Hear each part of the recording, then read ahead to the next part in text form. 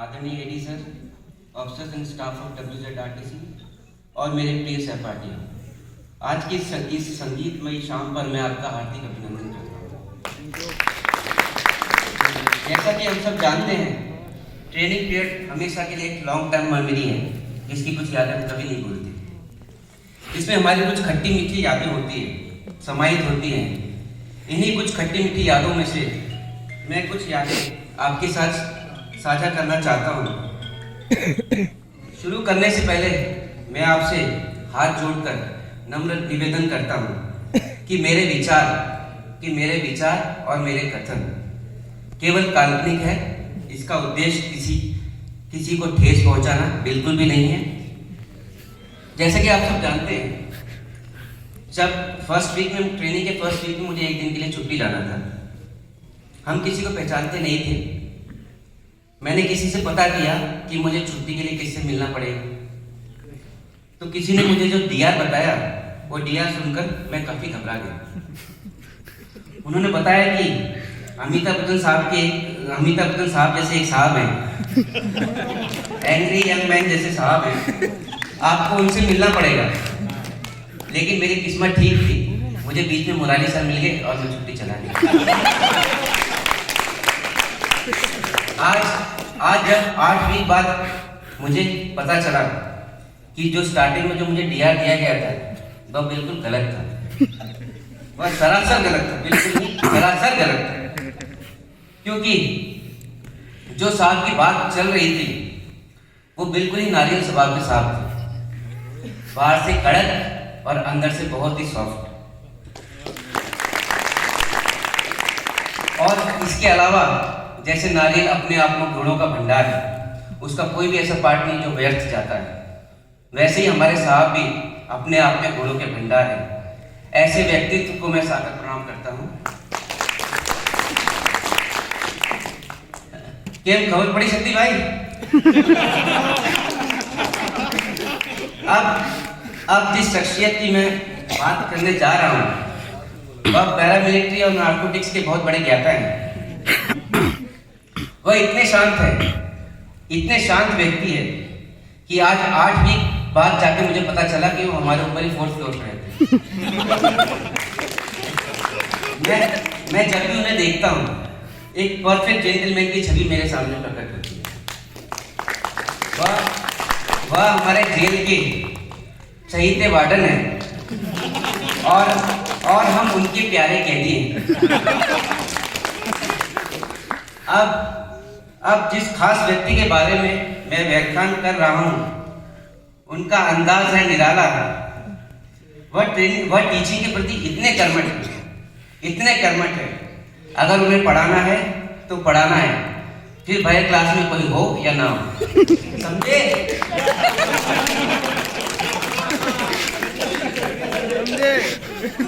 अब जिस व्यक्ति के बारे में मैं आपको बता रहा हूँ, वह बहुमुखी प्रतिभाओं से धनी है, बहुमुखी प्रतिभाओं से परिपूर्ण है।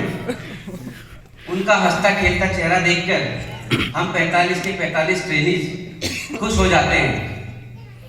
उनकी ज्यादातर बातें हम उनकी स्माइल से ही समझ जाते हैं। वैसे तो उनकी नजर बड़ी सरसरी है। उनकी क्लास में एक गैप तो बहुत जरूरी है।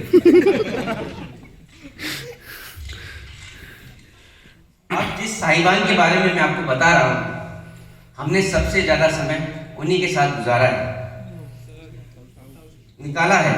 मास्क के ऊपर से उनकी बड़ी बड़ी आंखें देखे हम सहम चुके थे।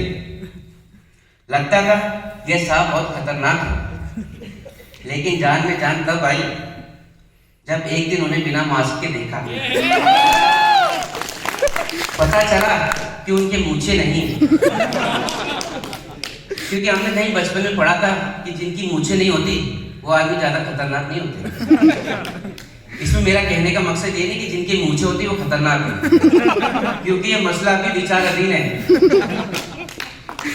यह सर इतने अच्छे हैं कि डेली सबको मजे करने और खुश रहने की सलाह देते हैं। और खुश नहीं रहने पर घुटनों के छिलने का प्रोविजन भी बताता है। वैसे हम सब खुश रहे थे, इसलिए हमारे घुटने सही सलामत रहे। अरे ठीक है, खुश हो सब, मजे में हो। अब जिस व्यक्तित्व की ओर मैं इशारा कर रहा हूँ वह बैडमिंटन के बड़े ही अच्छे खिलाड़ी हैं। यह सर ट्रेनिंग के बीच बहुत ज्यादा ही प्रचलित है, अपने स्वभाव को लेकर नहीं, अपनी बॉडी को लेकर। यह सर जब चलते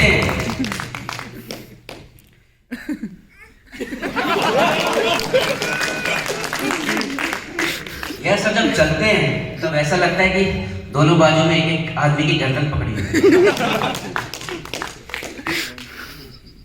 जिस तरह हमारे पास उम्दा ट्रेनिंग फैकल्टी है, वैसे ही कुछ विशेष ट्रेनिंग भी है हमारे पास, जिनसे मैं एक से आपको अवगत कराना चाहता हूँ। यह एक ऐसी ट्रेनिंग है जो यूनिट से डिसाइड करके आए थे कि सिर्फ कलाइयाँ बाहर निकाल के और अपनी दोनों आंखें निकाल के पूरी ट्रेनिंग कंप्लीट करेंगे। और किस्मत देखो, उनके साथ भी वही, और उन्होंने सिर्फ अपनी 2 आंखें और एक कलाई दिखा के पूरी ट्रेनिंग कंप्लीट भी कर। मैं जब भी उन्हें देखता हूँ मेरे दिल से अचानक एकाएक एक आवाज आती है, बुलेट प्रूफ। जो विषयों का भी मैंने संज्ञान लिया, अगर आपको उस पर कोई राय, अपनी ओपिनियन या एडवाइस देनी है तो कृपया इस कविता के बाद दीजिएगा। भारत विविधताओं में एकताओं का देश है। यहाँ कितने समुदाय, कितने कबीले, कितनी प्रजातियां व्यापक है। इन्हीं में से मैं एक विशेष प्रकार की प्रजाति से आपका अवगत कराना चाहता हूँ। इस प्रजाति का नाम है राय सिंह, रायचंद, राय बहादुर। ये वो लोग होते हैं जो आपको फ्री में राय देते हैं, एडवाइस देते हैं, भले कोई मांगे कि नहीं मांगे, लेकिन राय जरूर देंगे। खुद किराए के मकान में रहेंगे, लेकिन आपके 30 लाख के बनते मकान में राय देना जरूर आएंगे। किसी साहिबान को कभी भगवान ने कभी कब्रिस्तान में कुछ काम आया होगा तो देखा ये पीछा कब्रिस्तान तक करते पीछे। आपने सुना होगा, सतीश भाई ये मोटी वाली लकड़ी सबसे लास्ट में डालेंगे ऊपर। ये बिना मांगे राय देते हैं, इनका काम ही राय देना। तो ऐसी एक राय सिंह की कहानी सुनाता हूँ मैं आपको।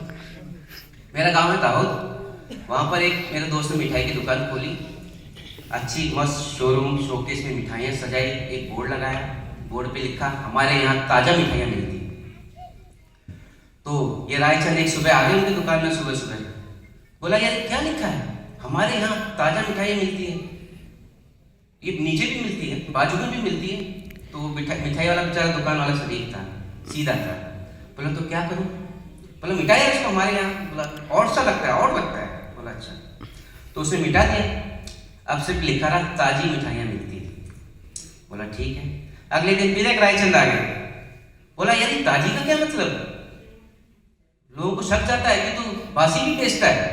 तो बोला क्या करूँ? बोला मिटा इसको यार। बोला अच्छा ठीक है। तो मास्टर ने ताजी भी मिटा दी, अब सिर्फ लिखा रहा मिठाइयाँ मिलती है।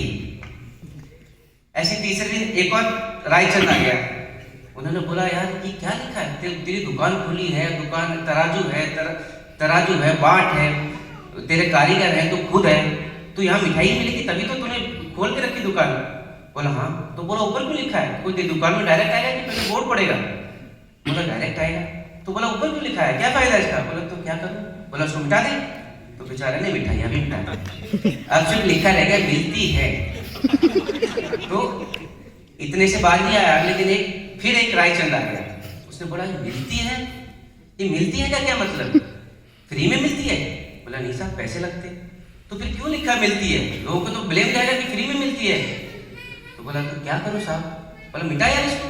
बोला अच्छा ठीक। तो उसने मिलती ही मिटा दिया, अब सिर्फ बचा है।